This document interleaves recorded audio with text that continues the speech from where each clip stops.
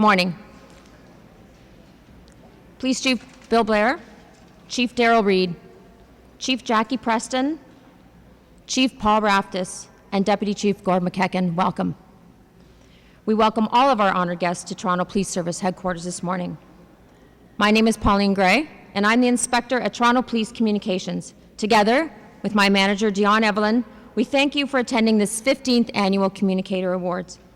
The Toronto Police Service is not only thrilled to be this year's host agency for today's awards, but we also are proud to host the agency for primary public safety answering point for 911 in the City of Toronto.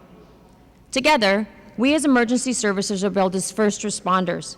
But if truth be told, our communicators are actually the first responders, providing a calm, focused voice in a time of chaos and confusion. And today is their day.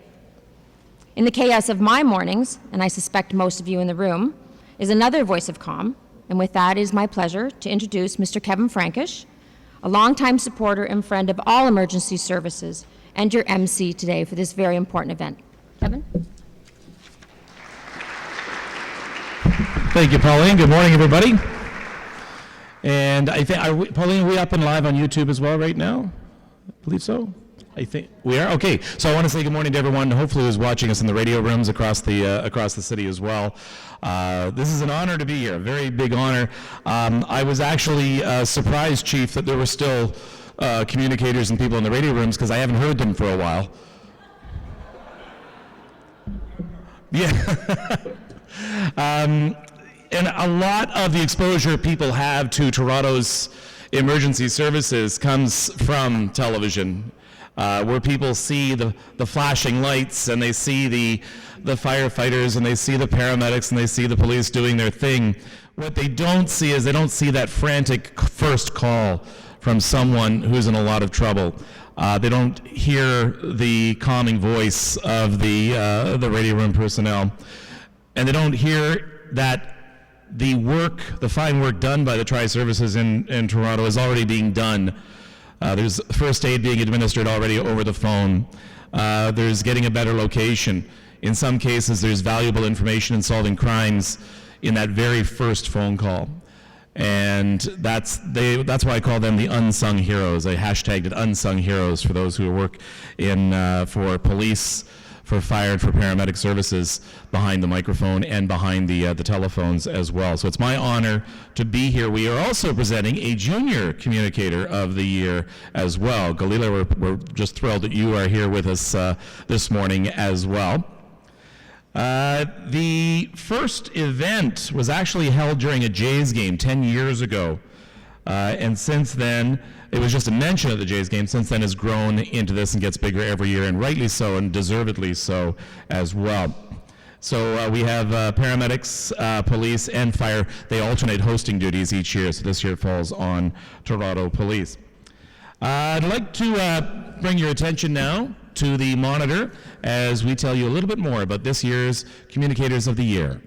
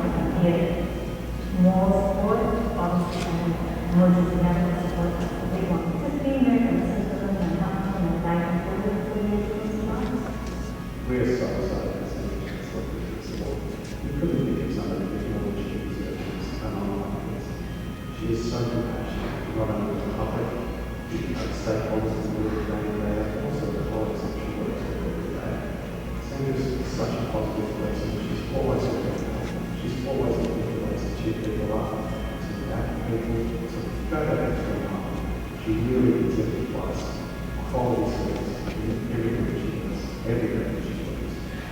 Winning this award means so much to me. It's excellent. I mean, I give 100% to my job every day that I'm here, and to be recognized for doing that is just awesome. I'm a humble state kind of sweet person, and this is amazing. First and foremost, what we want the public to know is what happens when they call 911 and the ambulance. The most important thing, and the first question I'm going to ask, is where do you need us? So it's very important that you know where the ambulance is needed so we can get you started in that direction to help. Also, we are going to ask you a lot of questions, very serious questions, and it doesn't relate to anything in any way whatsoever. It gives us the information to provide you with the right resource at the right time. And by the way, it's also very important to know that we can provide service in 150 different languages. So if English is not the first language, we can connect to the translator. Same information will go throughout the call, getting the right resource at the right time.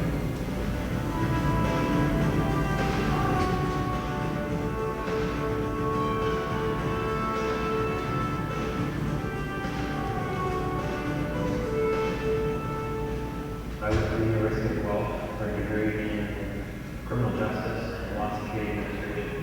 While in university, I volunteered for Communicator for many years as well. And I worked in intake, so I learned a lot of administration, and I dealt with varying linguistic backgrounds from individuals that needed to access that service. I was at university and went to work for the revenue division in the city of Toronto. That was my first real experience in telecommunications. I learned over what we call volumes. Through my education, work experience, and volunteering, I learned that I was really good at stress management and dealing with conflict. And also my background in telecommunications, I figured something in emergency services would be extremely appealing to me. So I applied to the fire service, did my physical examination, and it was very good. Being a communicator with Toronto Fire Services is something very special. I have hundreds of opportunities to do something meaningful and assist the public. Everything from simple non-emergency calls closest directions for individuals to drop off donations at firehouses, the really emergency calls, people trapped in burning buildings, provide safety instructions, to assisting the firefighters out in the field with the resources necessary for the immediate area. It's a small contribution that seems to be in the background, but I'm glad to do it. I understand the communicator in your work was based on peer selections. And when I was reviewing nominations before and before, Tyler came from several times. Basically, his positive attitude, support of his coworkers, his willingness to do his job and to do it well, especially considering the short-term he's been in service. He's shown over and over again that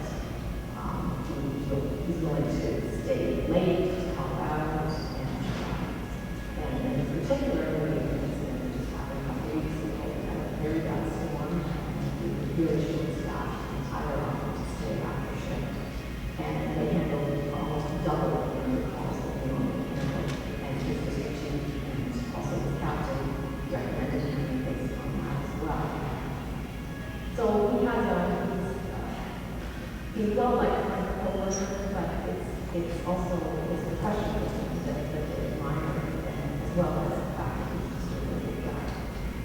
Winning this award means to me that the hard work that I try to put in and that I've learned from the people that I do work with, the training that I've gone through, is fully being recognized.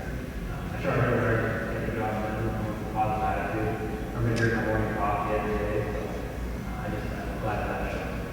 Something that the public may not know is that when you call the 911 for Toronto Fire Services under the NFPA 1221, you have exactly 60 seconds to process an emergency call. So to take your address, respect to multiple people districts in Toronto, we have access to a major intersection, and in respect to the information you're providing to us who are critical questions, we have to then develop or confirm on the benefits of an appropriate apparatus through training for your specific emergency. Also, when you call 911 on a cell phone, we'll get a triangulation that came off of the nearest cell tower. So those provide us our exact location, which is why questions are really important. And if you do call through 911 or landline, then we can your exact location. So if you don't know where you are, things like your certain landmarks, building signs, you may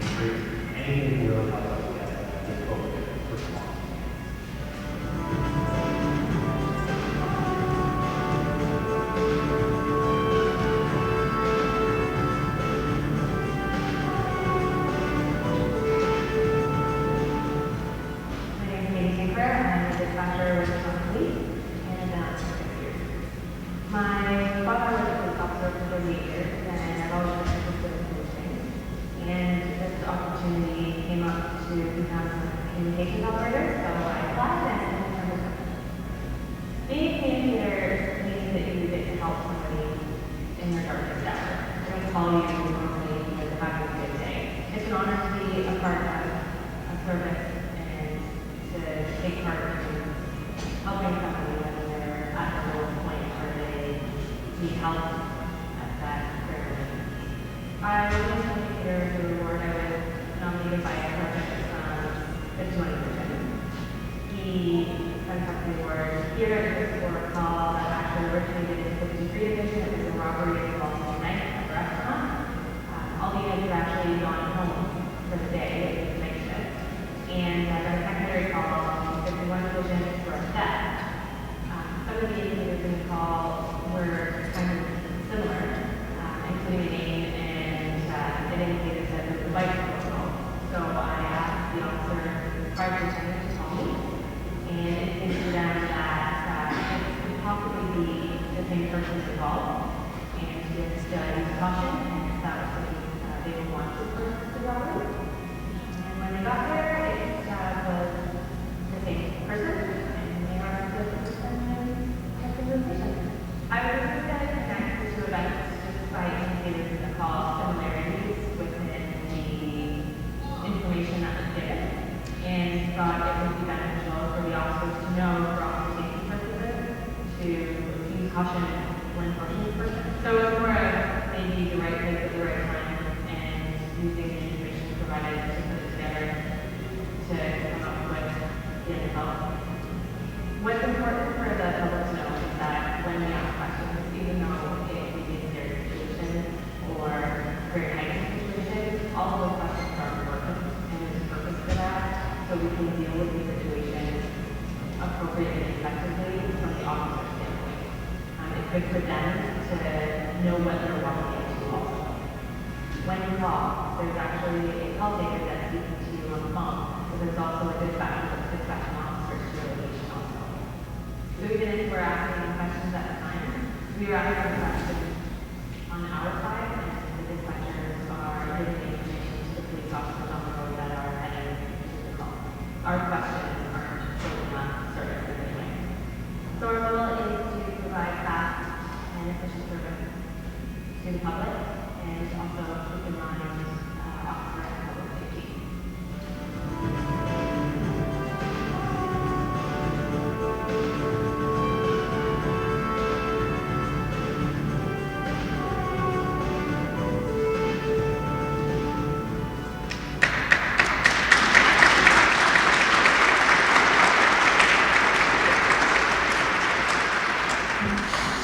So, Sandra, Tyler, Katie, you brought colleagues or friends, family back here. Who came with them? Family, friends, colleagues, just put up here. I just want you to realize, maybe you don't realize how important a job is that they do and the other people that they work with do. These guys are heroes. They save lives, they save property.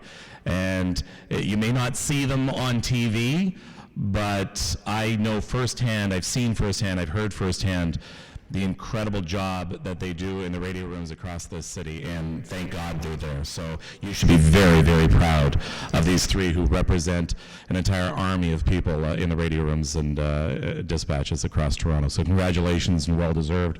So we'll get on with the awards right now.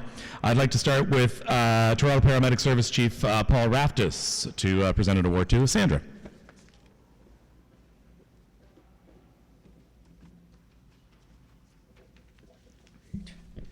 Thank you very much, Kevin.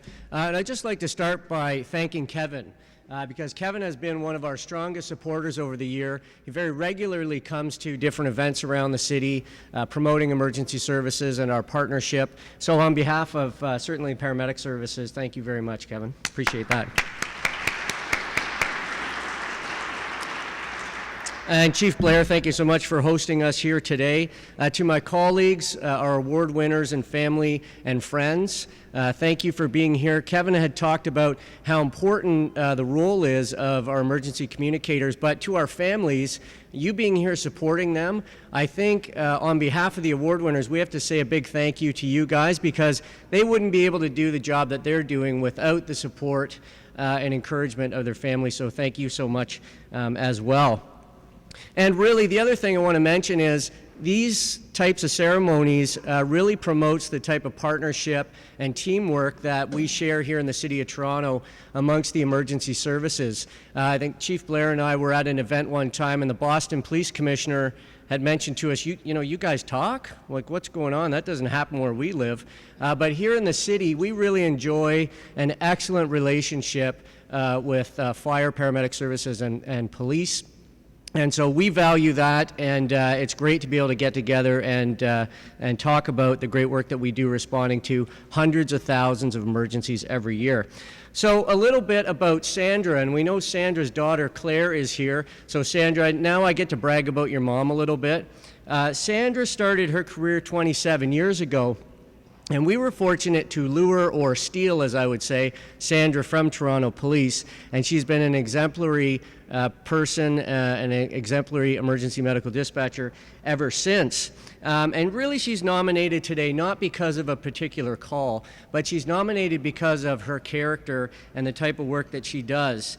She is fabulous with her patients, with bystanders who call us, but also with her colleagues. Always a very calm person and a great person to work with. So beginning in 1988, Sandra really has faced just about every emergency you can imagine: floods, ice storms, delivering babies, coaching people on CPR, and addressing, violent situations of every description over the year. And through it all, she's remained kind, compassionate, and calm. And not just, as I said, with the patient and callers, but also with her colleagues. In fact, Sandra is the embodiment of the type of person that you want answering your 911 call in your time of need. She's also the type of person that you want sitting beside you as a team member in a very stressful situation. So on behalf of all of us at Toronto Paramedic Services, Sandra, we want to congratulate you, not only for receiving this award, for the excellent work you do, and for your recent promotion to Senior Emergency Medical Dispatcher. We're really proud to have you as part of our team, and we're proud of the work that you do, so congratulations.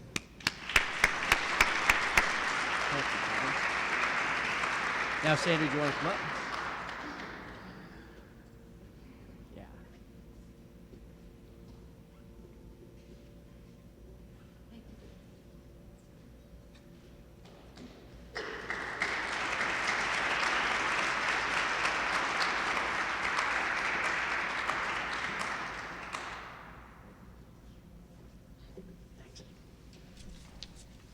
Thanks, Kevin. Representing Toronto Fire Service Deputy Chief Daryl Reed to present an award to Tyler McKay.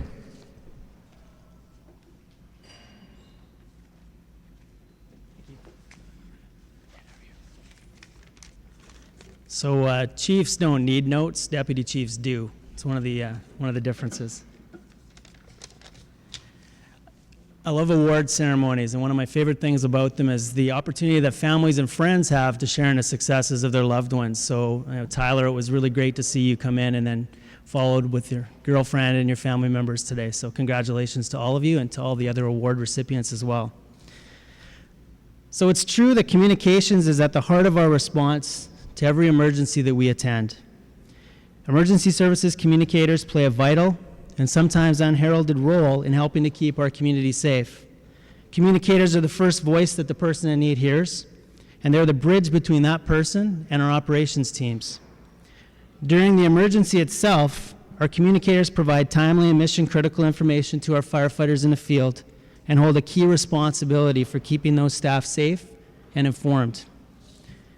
Every member of our TFS communications team has done exceptional things this year. They can always be counted on for the strong decision-making, the compassion, the teamwork, and the endurance that their positions require. They're relied upon by those we serve during tens of thousands of emergencies every year. Many of the emergencies they help mitigate are well covered, sometimes scrutinized by the media or others, but the vast majority are not. The relationship with our public can be intensely personal, and the most enduring and noteworthy work our communicators do is the one-on-one, acutely direct dialogue they conduct with people who are having the worst few minutes of their lives. Frankly, they're not thanked enough for what they do. This year, TFS chose a new method for selecting Communicator of the Year. Following a process of peer nominations and then a peer vote, Tyler McKay was chosen by the team that he works with. Tyler was chosen not only for the excellent work he does serving the public, but also for the value that those he works with see in having him as a teammate. I think there can be no greater honor. He's noted by those around him as a positive, proactive, competent member of our TFS family, and a person who's always willing to help his fellow communications professionals in the same sincere way that he helps those who require TFS in an emergency.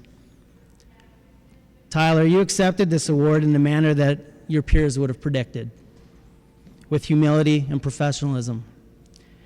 I know that you would be the first to name many of your peers, probably the whole communications division, for their outstanding work this year. Of note, 2015 marked the first year in TFS history that our team exceeded the gold standard in fire dispatching benchmarks, NFPA 1221 and 1710. And on their behalf, Tyler, you're a worthy recipient of this award. Thank you for the example you set and the manner in which you hold your important place on our team. Ladies and gentlemen, Toronto Fire Services Communicator of the Year, Tyler McKay.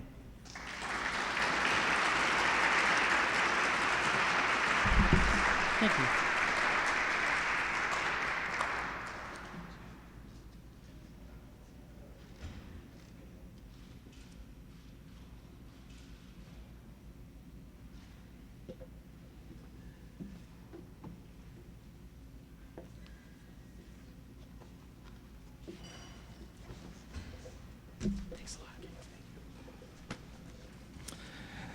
And Chief Blair now, he has 2 communicators to honor right now.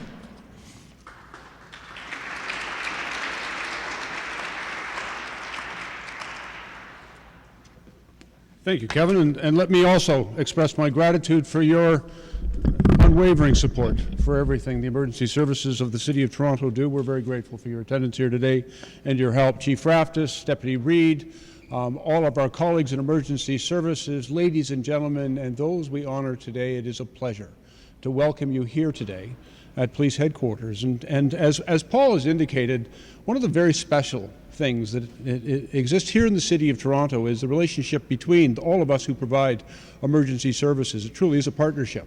And so today, when we come together to celebrate and to honor our very important first responders and great communicators, I think it's terribly fitting that we're all here together and we celebrate what we do together to make Toronto one of the safest and most livable cities anywhere in the world. And it is a source of great pride for us. And then today we recognize our communicators, and in our service, in the Toronto Police Service, we have 231 communication operators. And those 231 operators answered over 1.9 million calls for service last year. Over 1 million of those calls were 911 emergency calls. So we give you some idea of the incredible volume of work that our communication operators handle for us. And you know, we often describe our communication operators as the most important people in our organization you will never see. But they will be there to answer the call when they are needed. And when people call our 911 service, they are often having their worst day. They are in a day of crisis, and they need a calm, professional, and reassuring voice on the other end of that line. They need someone who will answer that call and get them the service they need as quickly as possible and get them the right service in the right time and in the right way. And our communication operators excel each and every day in the services that they provide to the people of our city, and they are a source of tremendous pride for us. You know, we often also refer to them because we are in the first response business, but our first of the first responders is our call taker and our communications dispatcher. And so today we are very pleased to have the opportunity to recognize and to honor one of our extraordinary communication operators. Now today I have the privilege of introducing our Toronto Police Communicator of the Year Award for 2014, and it's Miss Katie Tinkler.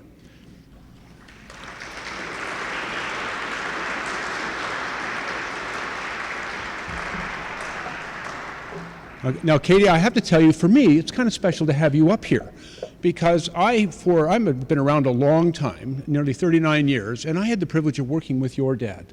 And so when I saw John here tonight, I thought to myself, wonder what John's doing here. And then I put two and two together because the name Tinkler is a rather unusual one. And when you on the video said that your dad was John Tinkler, and that's part of the reason that you joined the Toronto Police Service, I get it, because I know the type of dedicated public servant that he was, and the effort and excellence that he brought to his job every day, and your work exemplifies those same traditions and those same values.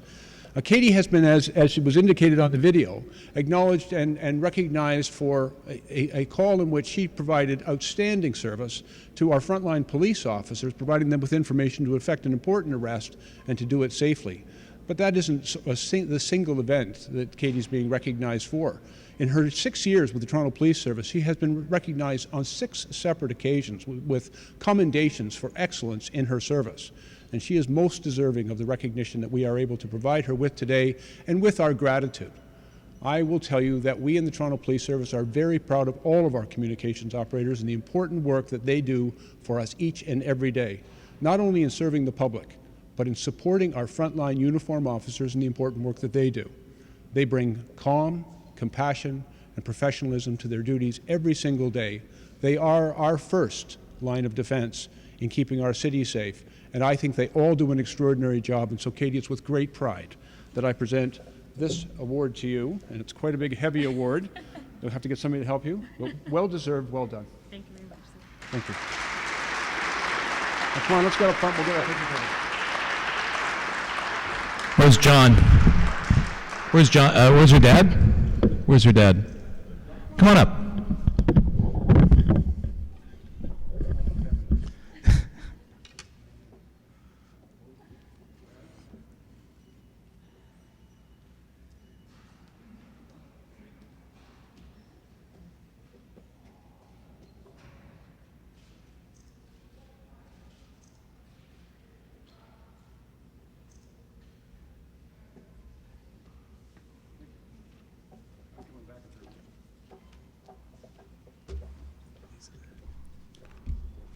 That's kind of cool. Yeah, that is. Ladies and gentlemen, we are also acknowledging and recognizing that in every great communications, there's a person on both ends of the line. And today we get to recognize a junior communicator of the year, Miss Galid Edmasu. And Galid, I wonder if you might come up here to see me up here.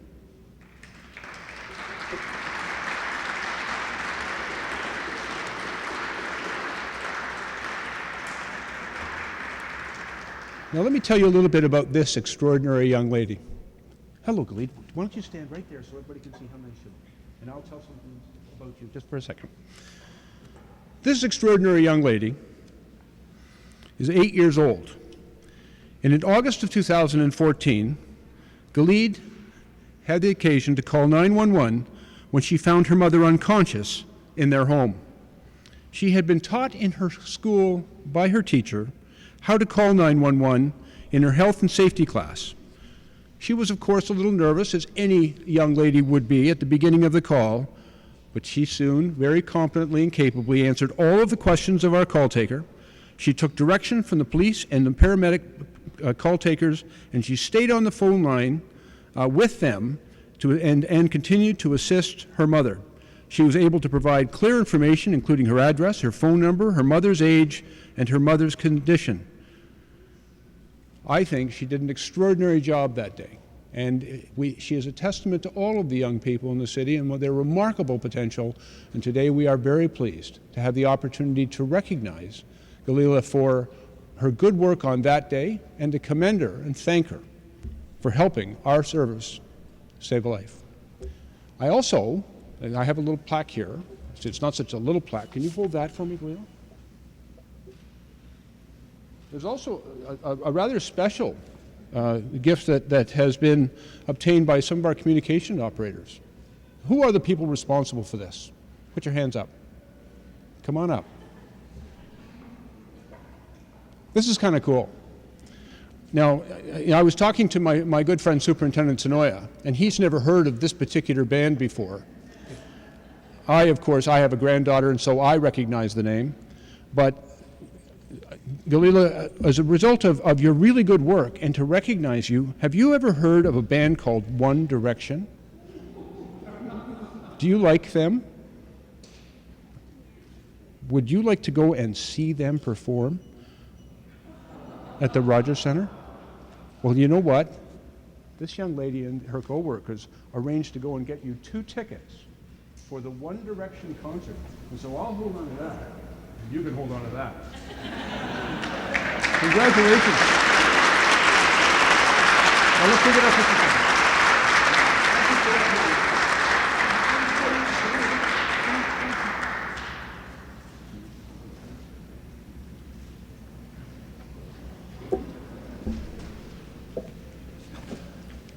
Mom and Dad, come on up.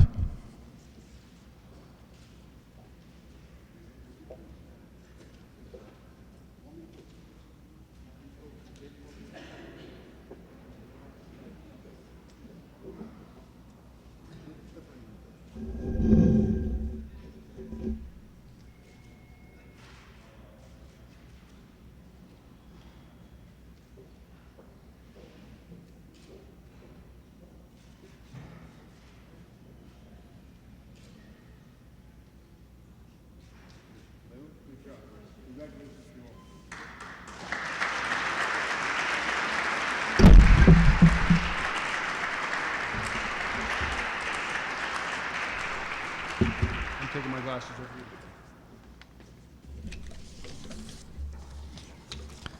And now the Chief will announce the next Chief of Toronto. Come on up, Chief.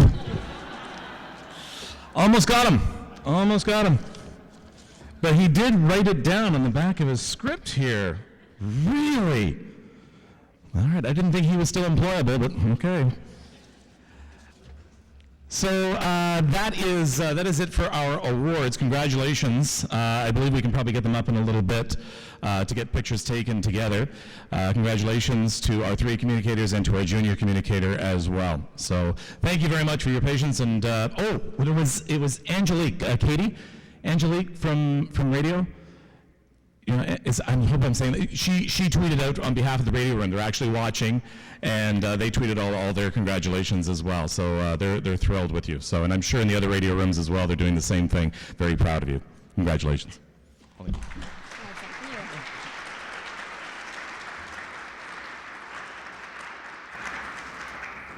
Kevin, on behalf of TPS, we'd like to thank you for taking time out of, I'm sure, what is like your crazy schedule for helping us. These awards, as all of you know, don't materialize out of thin air, so I'd like to say thank you to Leslie Taylor and Tracy Finn of Communications, who've organized today's lovely event. In closing, Communications thanks you, Chief Blair, for your support and leadership as you prepare for your retirement, for the other guy, for the Toronto Police Service, and thank you to our emergency partners, our senior officers, and guests for attending and honoring our recipients in this 15th annual event. Please join us for some light refreshments around the corner in the Grenville lobby. Thanks so much.